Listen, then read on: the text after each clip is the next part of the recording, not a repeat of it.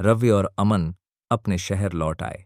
सब कुछ वैसा ही लग रहा था, लेकिन हवा में अजीब सन्नाटा था। साया हमेशा उनके साथ था। हर कदम पर ठंडी थरथराहट महसूस होती थी, जैसे कोई छुपकर उन्हें देख रहा हो।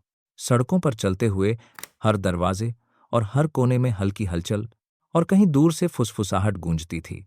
नील, नील। रवि की नज़र अचानक कमरे की दीवार पर पड़ी।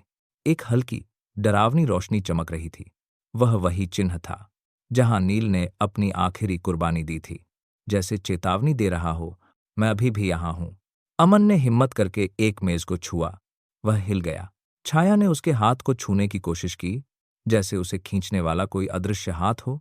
तभी हवा में एक गहरी, डरावनी आवाज गूंजी। नील की आवाज आ, मैं चला नहीं गया, मैं अब इस रेल्म का हिस्सा हूं। और अब रवि और अमन के दिल धड़कने लगे। चारों तरफ परछाइयां उभरने लगीं, धीमे धीमे बढ़ती हुई। हर छाया मानो जीवित थी, हर हवा का झोंका डरावना फुसफुसाहट लेकर आया। रवि ने धीरे से कहा, अमन, यह खत्म नहीं हुआ। अगर हम अब कदम नहीं उठाए तो परछाई लोक हमेशा हमारे पीछे रहेगा। तभी अचानक उनके सामने एक अजीब झिलमिलाता पोर्टल बन गया। गहरा काला, लाल नारंगी चमक के साथ किनारे से अजीब परछाइयां बाहर झांक रही थीं। अमन ने डरते हुए चिल्लाया, रवि, पीछे हटो, यह असली खतरा है। लेकिन रवि जानता था कि अगर वे अब नहीं लड़े तो नील और यह परछाइयां हमेशा उनके पीछे रहेंगी। वे दोनों गहरी सांस लेने लगे और पोर्टल में कदम रखा। जैसे ही उन्होंने कदम रखा, पूरी दुनिया बदल गई। लाल काले आकाश, उड़ती परछाइयां, गूंजती चीखें। जमीन से परछाइयां उठतीं, जैसे जीवित प्राणी हों। उनके सामने था नील, आधा इंसान, आधा परछाई। उसकी आंखों में दर्द और गुस्सा दोनों झलक रहे थे।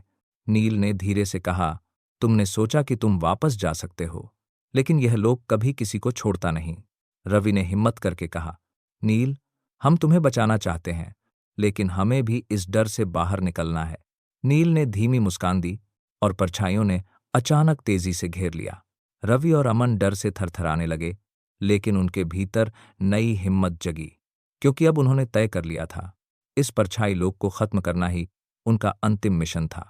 और तभी एक बहुत बड़ी, चमकती परछाई आकृति उभरती है, जैसे नील और पूरी परछाई लोक की मुख्य शक्ति सामने आ गई हो।